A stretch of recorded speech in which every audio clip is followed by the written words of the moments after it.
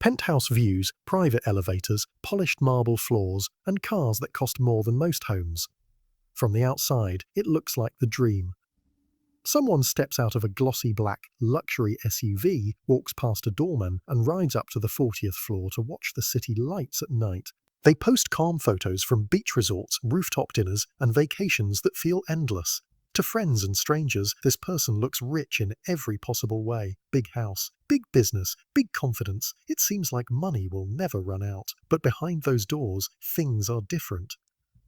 Bills arrive quietly, loans sit in folders, bankers send polite reminders. The numbers on spreadsheets do not move the way they used to. That same person who looks untouchable is opening emails at midnight, refreshing account balances, and thinking carefully about every transfer. Cash on hand is thin. Payments are locked into long schedules. One unexpected problem could shake everything.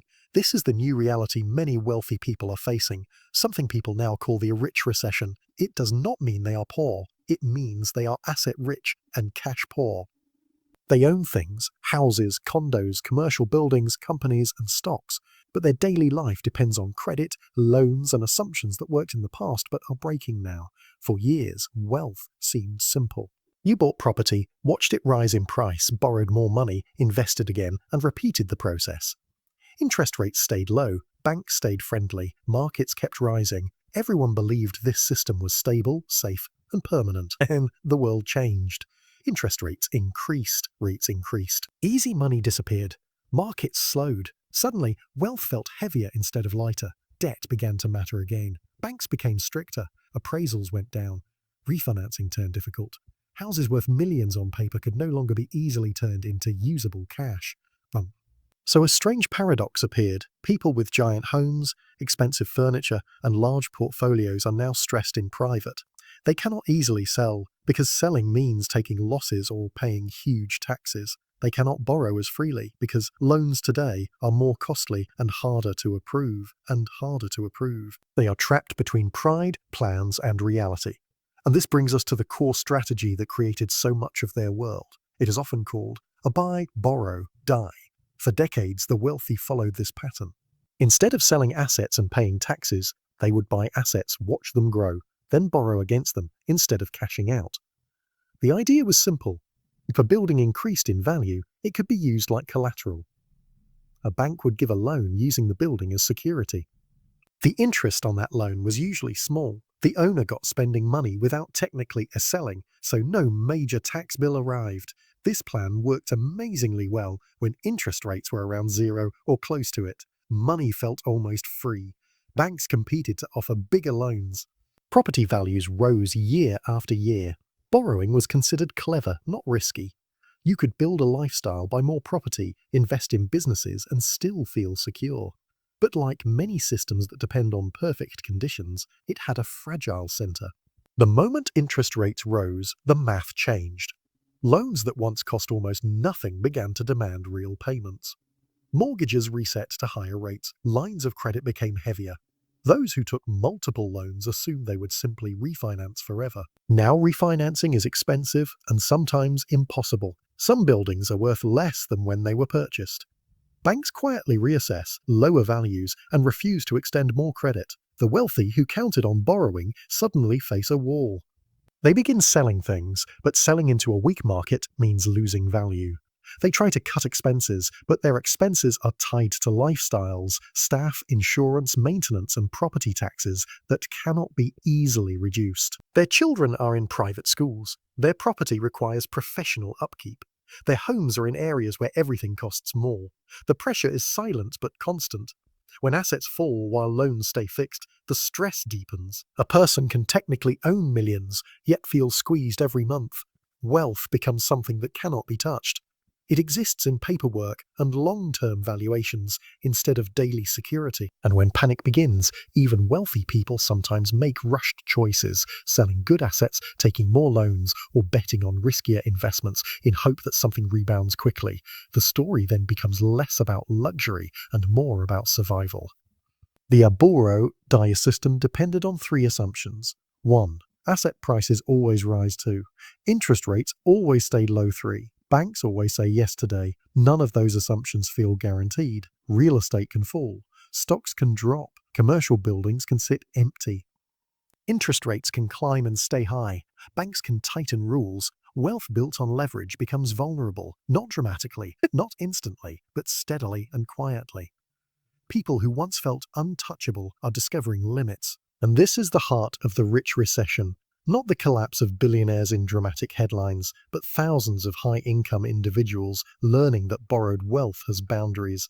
They face real trade-offs: what to sell, what to keep, what to delay, and how to live without losing status. Meanwhile, the world around them watches only the surface, the car, the house, the view from the balcony. Most people never see the late-night phone calls with bankers. They never see spreadsheets filled with red numbers. They never see arguments at the dinner table about which expense can be cut. They never see the worry that builds when a lifestyle was designed for conditions that no longer exist. The rich recession is not envy, and it is not sympathy either. It is simply a shift in how wealth behaves. It shows that wealth built mainly on borrowing is fragile, and wealth that depends on constant growth can feel unstable when growth slows. The lesson is quiet but powerful. Owning things does not always equal control. Borrowing to look rich can become the trap. And when the economy tightens, credit dries, and interest grows, even penthouses can feel like cages. The world is learning that the true measure of stability is not how impressive life appears, but how resilient it remains when the environment changes. That is the story that begins here. The hidden side of modern wealth, where success looks bright on the outside while pressure builds underneath, shaped by years of strategies that once seemed brilliant and now create risk in every corner. For decades, commercial real estate was considered one of the safest places for wealthy people and big funds to park money. Office towers, hotels, shopping centers, and downtown business districts were seen as unshakable. They had tenants, long leases, predictable rent, and steady appreciation.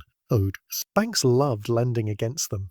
Investors believed cities would only grow bigger, busier, and more valuable. But when remote work took hold, business travel slowed, and borrowing costs shot up, the ground shifted underneath the entire system. Buildings that once felt like solid anchors suddenly became liabilities.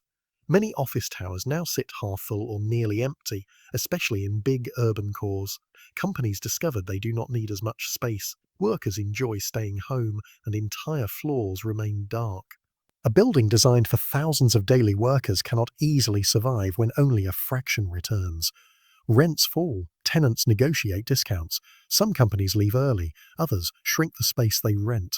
As income drops, valuations fall too, because buildings are worth what they can earn, not just what they cost to build. When valuations fall, refinancing becomes a problem. Owners who expected to renew their loans find that banks now look at the building and say it is worth far less than before. A loan that once covered 70% of the building's value may now exceed its value entirely. Banks respond by refusing to extend credit or demanding owners inject millions more in fresh cash, which many do not have. Some simply hand the keys back. Others default quietly. Some sell at a loss. And because interest rates are higher, even buildings that still have tenants are more expensive to carry. The debt costs more, insurance costs more, repairs cost more, and yet revenue is weaker. Hotels face similar pressure. Travel patterns changed. Business trips went virtual. Conferences turned hybrid. Occupancy swings wildly and debt payments do not wait. Retail spaces are also being tested. Online shopping grew, foot traffic slowed in certain areas, and neighborhoods that once thrived around busy corporate districts feel hollow. Instead of constant shoppers, many streets are dotted with the For Lisa signs. Each empty store drags down the area. Fewer visitors mean less safety, fewer restaurants, fewer services, and the cycle repeats. Wealthy investors who thought these properties would quietly pay for themselves now face tough math. Pay out of pocket, sell at a deep discount, or surrender the property altogether. The ripple effect hits banks next. Banks hold billions in loans tied to commercial real estate. When values fall and owners walk away, balance sheets weaken. Regulators worry, investors worry. Lending tightens not only for commercial projects, but for everything, including small businesses and housing. What once stabilized portfolios is now creating anxiety. Behind all this is a simple truth. The world changed faster than the buildings could adapt. Remote work reduced demand. Higher interest rates crushed leverage, new construction slowed, renovations stalled, and owners who depended on rising values found themselves stuck. A tower that once symbolized power now represents obligation. Wealth that looked permanent suddenly feels uncertain. Many billionaires had built their fortunes around real estate cycles that rose again and again. Now they face a cycle where patience alone may not solve the problem. Instead of predictable cash flow, they are seeing vacancies, renegotiations, court battles, and huge refinancing gaps. Some diversify out, some double down. But the easy, stable era of commercial property as an automatic wealth machine has clearly faded. At the same time, another pressure builds quietly in their personal lives, lifestyle inflation at the very top. While normal consumers look at grocery prices, fuel, and rent, wealthy families face an entirely different set of rising costs that most people never think about. The things they buy and depend on have become extremely expensive at a much faster rate than normal inflation.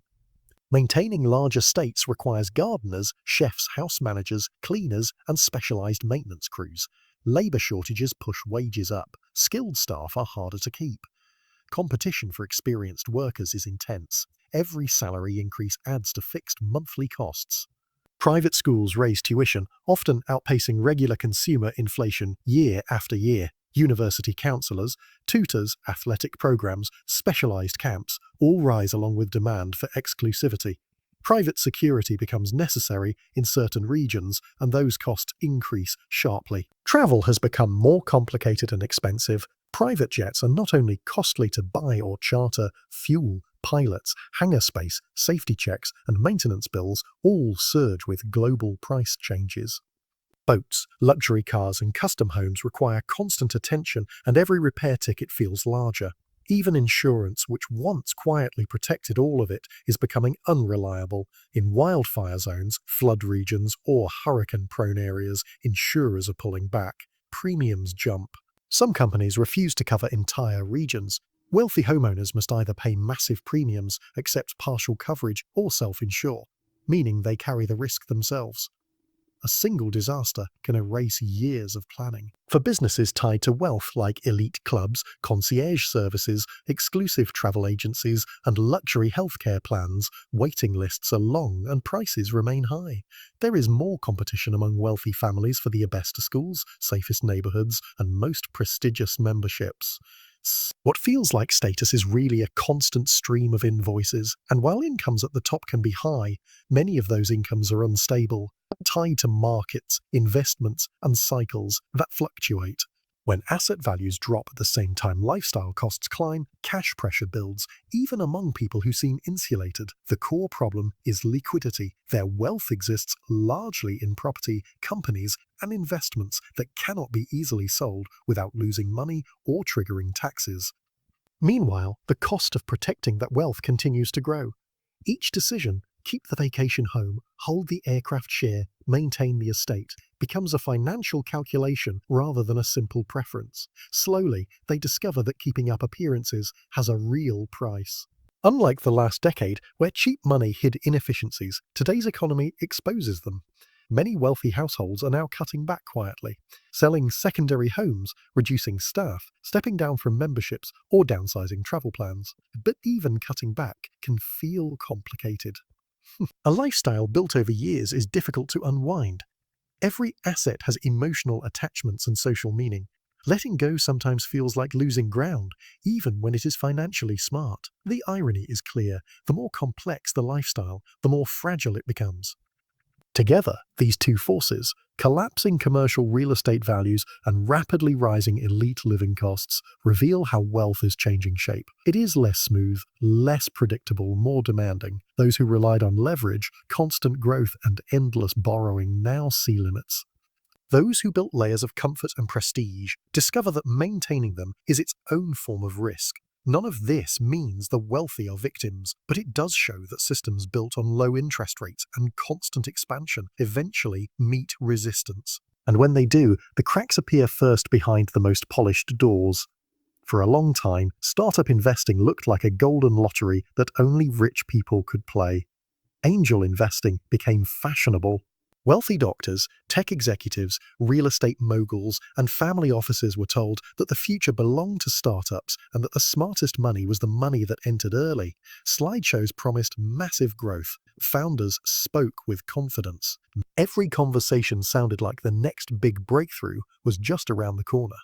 The logic seemed simple. Put money into 10 companies, 9 might fail, but one would become a unicorn and make everyone rich. After all, there were famous examples. Apps nobody believed in at first suddenly sold for billions. Investors repeated the story until it became a belief system. If you don't invest in startups, you're missing the future. Cheap money made this possible. Interest rates were low, loans were easy, and capital flowed everywhere. Venture capital funds raised historic amounts. Angel networks popped up in every major city. Startup pitch events looked like social clubs instead of serious financial decisions. Many wealthy investors stopped asking tough questions. They treated startups almost like savings accounts, places to park money until the exit arrived. They believed they were buying early shares in the next big Google or Facebook. But most startups do not become global giants. So, they struggle with real-world problems. Customer acquisition, pricing, regulation, competition, and simply staying alive long enough to find a market. Many never build a product people actually want. Others rely on endless fundraising instead of real revenue. As long as money kept coming, this weakness stayed hidden. When the economy shifted and interest rates rose, the music stopped. Suddenly, funding rounds dried up. Investors demanded profits instead of promises. Costs climbed. Burn rates looked dangerous. Founders who had become used to celebrating valuations now had to cut staff, slow growth plans, and admit that the math did not work. The unicorn boom turned out to be built partly on hope, branding, and cheap credit. Hundreds of startups were quietly written down to near zero. Some vanished without headlines, others stayed alive but could not provide investors a way out. That is the real trap. Angel investments are extremely illiquid. You cannot easily sell your shares. You wait, sometimes for years, only to find there is no buyer. For many wealthy investors, capital is now frozen inside companies that may never exit. On paper, those investments once looked impressive. They added to net worth statements and gave bragging rights at dinners. But paper wealth means little when bills arrive. Legal fees, family costs, loans, property expenses all require cash. A startup share certificate does not pay for anything. Even when some companies survive, they might need multiple down rounds, meaning new investors come in at lower valuations, shrinking earlier investors' stakes. Ownership gets diluted, confidence weakens. People stop pretending everything is fine. Venture funds also slow distributions. IPO markets cool. Big tech companies purchase fewer startups. Instead of the fast-paced era of acquisitions, the environment becomes cautious. Wealth that once felt dynamic turns sticky. Some investors realize they were never truly evaluating the companies. They were following friends, hype, headlines, and fear of missing out. Angel investing done properly requires discipline, research, patience, and acceptance of real risk. But many approached it casually, as if nothing could go wrong. Now the losses look real. While that financial stress builds in portfolios, a different kind of storm hits personal lives. Divorce among wealthy couples. On the surface, divorce has always existed, but for high net worth families today, the process can become one of the most powerful wealth destroyers imaginable. What makes it worse is timing. Many couples divorcing now built their wealth during cheap money years. Their assets are complicated. Multiple homes, partnerships, companies, investment funds, art, trusts, startup stakes, and properties held under various entities. Much of it is illiquid. Much of it cannot be sold easily without penalties, taxes, or major losses. But divorce law does not care about convenience. The assets must be divided. At first, both sides may believe they will walk away with a half, comfortable and independent. In reality, lawyers step in, accountants review everything, courts ask for documents, valuations are disputed, and fees begin. Wealth turns into paperwork. Months stretch into years. Each argument adds cost. Each delay burns money. Experts are hired to appraise homes, businesses, and even personal brands. Mediators join. Consultants review tax exposure. Before anything is divided, hundreds of thousands, sometimes millions, are already gone in legal expenses alone. Then comes the hardest part, liquidity. To create fair division, assets sometimes must be sold even when market conditions are weak. A building that might have recovered in 10 years is instead dumped quickly at a discount. A business that needed patience is forced into a rushed buyout. Investments carefully structured around long-term growth suddenly become fire sale inventory. Tax consequences hit harder because transactions happen at the wrong moment. In many cases, what was once a coordinated financial plan breaks into two incomplete ones, each paying more fees, each losing efficiency. Emotion adds fuel. Anger, betrayal, fear, or resentment can drive decisions that are financially destructive. Instead of cooperating to preserve value, partners may fight out of principle. They may refuse reasonable settlements. They may insist on winning rather than protecting wealth. Friends and relatives sometimes encourage this behavior, while lawyers, paid by the hour, keep the process moving forward slowly. Every court filing becomes another invoice. Every meeting adds costs. Wealth inequality also changes expectations. Some spouses built their identity around a certain lifestyle. When discussions move toward downsizing or simplifying, it feels like loss, even if financially necessary. The result is painful. Assets shrink, savings evaporate faster than either person expected, and both sides emerge financially weaker than they believed possible. Divorce, combined with complex portfolios and fragile markets, becomes its own economic shock. There is another quiet consequence. Much wealthy planning assumes stability. Trust funds for children, multi-generational assets, charitable plans, long-term business strategies. Divorce disrupts that architecture. Plans are rewritten. Promises are scaled back. Future security becomes uncertain. And when paired with losses already happening in real estate, angel investments, and higher lifestyle costs, divorce compounds everything. It exposes how dependent many lives were on careful timing and constant growth. Taken together, angel investing gone wrong and high net worth divorce reveal a simple truth. Wealth that is complicated is not the same as wealth that is safe. When the environment changes, complexity increases risk. Assets become harder to manage, choices become more stressful. People discover that being riche on paper does not mean being flexible, calm, or protected. Liquidity matters, discipline matters, timing matters, and emotional decisions, whether in investing or relationships, can quietly erase years of work. For decades, the wealthy lived inside a comfortable myth. If taxes grew heavy in one country, they could simply move, shift money offshore, open shell companies, or arrange complex trusts, and everything would be fine. That world is disappearing. Governments, facing aging populations, rising debt, and shrinking tax bases, are learning to cooperate in ways they never did before. Banks now share information across borders. Tax agencies exchange records. Hidden accounts are no longer hidden. A quiet global system has formed that tracks assets with surprising accuracy, and the wealthy find themselves caught between old strategies and new realities. It begins with reporting. Many countries require banks to identify beneficial owners, not just the shell company name, but the real human standing behind it. Wealth managers who once promised secrecy now warn their clients to disclose everything because the penalties for hiding are severe. Automatic data exchanges mean that if someone opens an account in another country, their home tax authority may receive a digital notice. Offshore havens still exist, but they are fewer, more expensive, and far riskier. An anonymous company often is not truly anonymous anymore.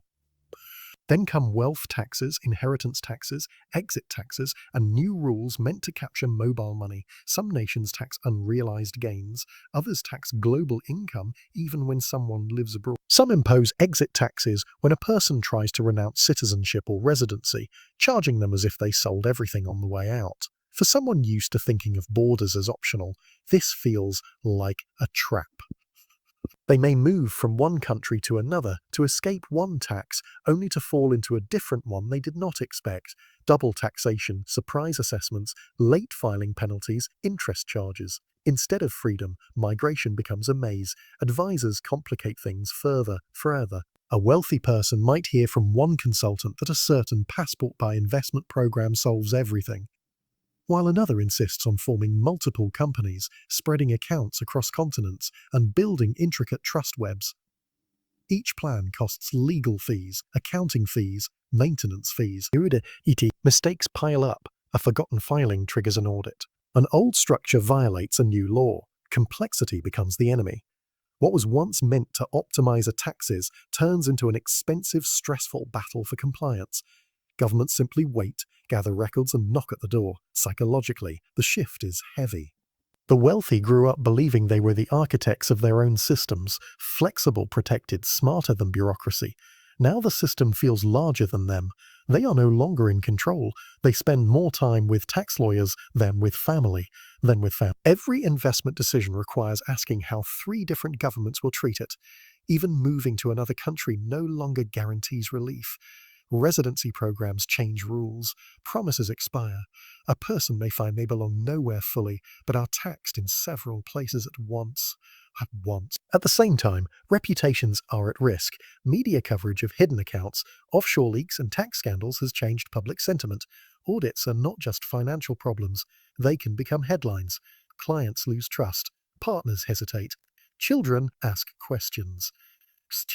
Many wealthy people discover that trying to outsmart the system can backfire badly, and the financial loss is only part of the damage. The rest is anxiety, embarrassment, and years of legal clean. And this financial pressure, when added to shrinking portfolios, expensive lifestyles, falling real estate values, and illiquid investments, leads some people into a darker phase, desperation. When money no longer stretches as it once did, status becomes fragile. People who built their identities around success feel something slipping. They worry about losing respect, influence, and the social circles that once validated them. In that vulnerable space, bad ideas appear reasonable. A person might temporarily borrow from investor funds, promising they will replace it later. Someone might manipulate numbers on reports or exaggerate returns. Another might start a guaranteed return scheme because they believe they can affix it once markets improve. This is the seed of many fraud stories. Fraud rarely begins with a clear decision to steal. It often begins with fear, rationalization, and pride. A business owner misses revenue targets. Investors expect results. Instead of revealing the truth, the owner smooths the numbers just this once, assuming the business will recover. But once a lie enters the account books, every future month requires another. Eventually, reality and the story separate completely. The pressure grows. The deception becomes structural, and what began as self-protection turns into something criminal. Ponzi-like strategies emerge the same way. New money pays off old promises. Investors receive returns on paper. Word spreads. More people join. For a while, everyone looks successful. Luxury continues to hang. Conferences invite the founder to speak. Awards arrive. Nobody wants to question it because everyone feels lucky. But when withdrawals increase or new investors stop coming, the illusion breaks. Lives are ruined. Trust collapses. People who once admired the wealthy figure now feel betrayed.